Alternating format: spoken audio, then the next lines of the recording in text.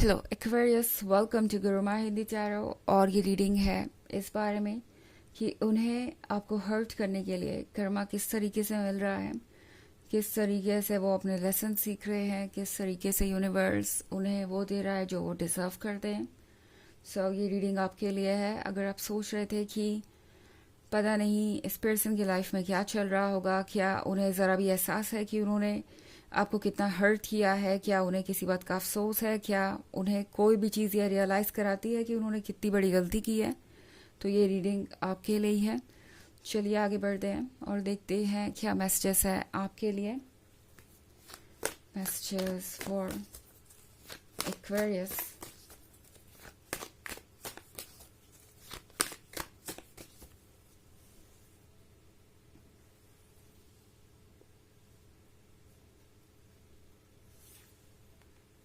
Five of Cups,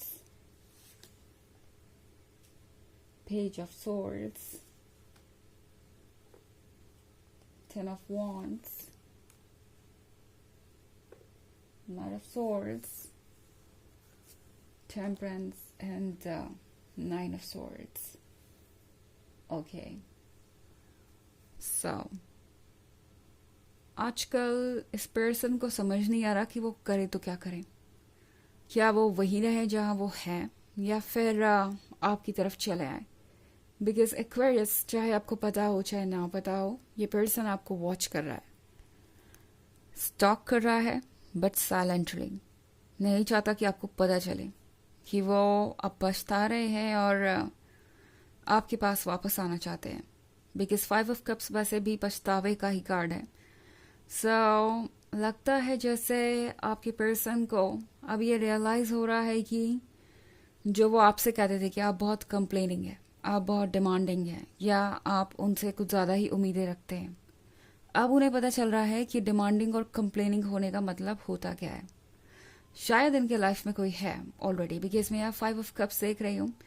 तो इस card पे कपल है, ओके एंड ये कपल बहुत खुश नहीं है। आप देख ही रहे हो, ऑब्वियसली इनके बीच में कुछ आर्ग्यूमेंट चल रही है। इस वक्त इनके जीवन में जो भी पर्सन है वो इन्हें जिस तरीके से ट्रीट कर रहा है, उस तरीके से ट्रीट किए जाने पे अब तक इस पर्सन को समझ आ गया है कि उन्होंने आपको कितनी गलत तरीके से ट्रीट किया। आप जो चाहते थे वो तो बहुत बेसिक सी चीज़ें थी, वो ऐसी चीज़ें थी जो उन्हें वैसे भी आपको देनी ही चाहिए थी, आप वेल डिजर्व करते थे। एंड अब ये जो नया पर्सन इनके लाइफ में आया है वो इन्हें ये एहसास करा रहा है जैसे कि वो किसी भी चीज़ में अच्छे नहीं हैं, बिल्कुल भी डिपेंडेबल नहीं है, कुछ भी अचीव नहीं कर सकते, अपने पार्टनर को खुश नहीं रख सकते, एंड मोस्ट इम्पॉर्टेंटली वो कभी बदल भी नहीं सकते और कभी उनकी सिचुएशन ठीक नहीं होगी। आपका पर्सन आजकल अपने आप को किसी तरीके से ये मना के रखता है कि सब कुछ ठीक हो जाएगा। बिकॉज आपके पर्सन के पास इस वक्त कोई चारा भी नहीं है। वो इस रिलेशनशिप को लूज करने से डरते हैं, बिकॉज उन्हें लगता है कि जब उन्होंने आपसे ब्रेकअप किया तो उन्हें ये मिले, अब अगर वो इनसे भी ब्रेकअप कर लेंगे तो पता नहीं आगे क्या होगा। इस पर्सन को इस थर्ड पार्टी ने पेशेंस तो रखना सिखाई दिया है। और एक चीज़ जो आपके पर्सन को बहुत अच्छे से समझ में आ गई है, जो आपके रहते नहीं समझ में आई थी, वो ये कि वो कहीं से भी उतने स्पेशल नहीं है जितना आपने उन्हें बना दिया था। ओके आपने उनकी नज़रों में उनकी ही वैल्यू बढ़ा दी थी, उन्हें इतना प्यार करके। और अब आपके पर्सन को समझ में आ रहा है कि वो आप थे, आपका प्यार था, और कोई और वो नहीं है। ये उनके बारे में नहीं है, ये आपके बारे में था। ओके आप स्पेशल थे, ना कि वो। यहाँ पे हमारे पास है 10 of Wands। तो ये पर्सन, जैसा कि मैंने कहा, अपने आप को मजबूर पा रहा है। उन्हें लगता है कि उन्हें इस तरीके से बर्डन कैरी करना ही पड़ेगा, बिकॉज अगर वो नहीं कर पाएंगे तो लाइफ बहुत कॉम्प्लिकेटेड हो जाएगी। इसके बाद जो भी रिलेशनशिप होंगे वो सब फेल ही होंगे। अब ये पर्सन ऐसा महसूस कर रहा है जैसे किसी भी हाल में उनके लिए आगे बढ़ना ज़रूरी है। ओके एंड दूसरी तरफ हमारे पास है night of swords. Night of swords के साथ इस पर्सन को ये भी लग रहा है जैसे कि उन्हें एक स्टेप पीछे लेना चाहिए आपकी तरफ। कभी कभी इस पर्सन को लगता है कि उन्हें शायद रिकन्सिलिएशन के बारे में सोचना चाहिए, अपने इस करंट रिलेशनशिप को पीछे छोड़ के चेंज लाना चाहिए, टेम्परेंस के साथ कुछ बदलाव लाने चाहिए अपने अंदर चीज़ों को ठीक करने के बाद उन्हें आपको अप्रोच करना चाहिए। फिर उन्हें याद आ जाता है ये 9 ऑफ सॉर्ड्स, वो सारी बातें जो उन्होंने आपसे कही थी, और फिर वो सोचते हैं कि क्या ये बातें अगर आपने उनसे कही होती तो वो आपको मौका देते या नहीं। अब इस पर्सन को ये लग रहा है जैसे उनके लिए माफ़ी की कोई गुंजाइश नहीं है, रिकन्सिलिएशन की कोई गुंजाइश नहीं है, तो इसलिए ये पर्सन काफ़ी उलझा हुआ सा महसूस कर रहा है। ओके, गिल्ट है, शेम है मन के अंदर, रिग्रेट है, और इससे बुरी हालत इस पर्सन की नहीं हो सकती थी।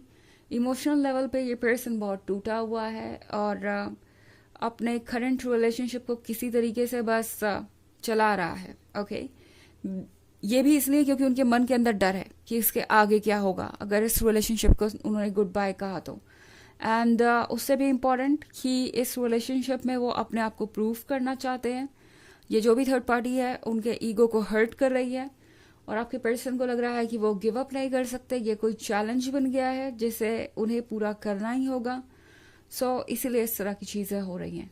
ओके, हालांकि ये एक जनरल रीडिंग है तो ये सबसे रेजोनेट नहीं करेगी, एनर्जी रिवर्स हो सकती है अगर आप क्रॉस वॉचर हैं। इसके अलावा अगर आप पिछले वीक की रीडिंग या ईयरली रीडिंग देखना चाहें 2024 के फर्स्ट क्वार्टर की, तो उसका भी लिंक आपको डिस्क्रिप्शन बॉक्स में मिल जाएगा हमेशा की तरह। चलिए आगे बढ़ते हैं और देखते हैं और क्या मैसेजेस है आपके लिए एक्वेरियस।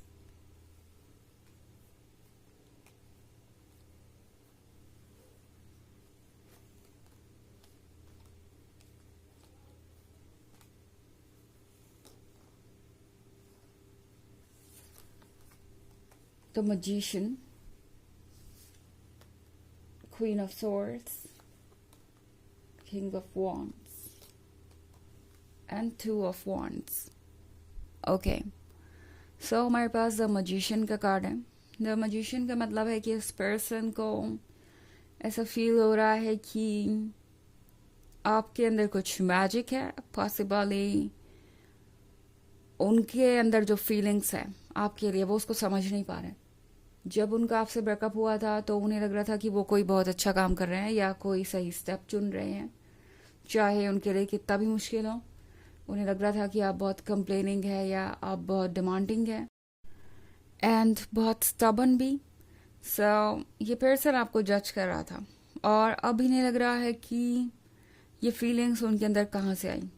जैसा कि मैंने कहा, ये पर्सन आपको स्टॉक कर रहा है और वापस आने के बारे में भी सोचता है। इन्हें लगता है कि ज़रूर आपके अंदर कोई ना कोई मैजिक है, नॉट इन द सेंस कि आपने कोई मैजिक कर दिया उन पे, बट उन्हें लगता है कि आप में कुछ तो स्पेशल है। ओके, टू ऑफ वॉन्ड्स के साथ ये पर्सन जानता है कि उन्हें ये सब क्यों मिल रहा है, जो इन्होंने बोया था वही वो काट रहे हैं। ये उनके लिए एक लेसन से कम नहीं है।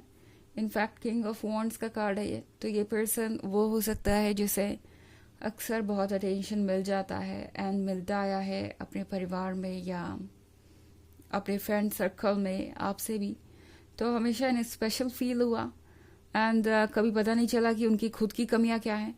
और अब इस पर्सन को रियलाइज़ हो रहा है कि चीज़ें वैसी नहीं है जैसा वो समझते थे एंड आप में भी कुछ खास था। इनफैक्ट आप में ही वो खासियत थी जिसकी वजह से वो स्पेशल बन गए थे। ओके, चलिए देखते हैं कि आपके लिए ऑरेकल मैसेज क्या है एक्वेरियस।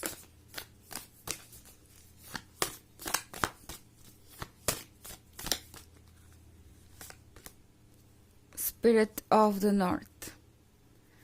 ये कार्ड आपसे कह रहा है कि इस वक्त आपके लिए ज़रूरी है कि आप खुद को हील करें।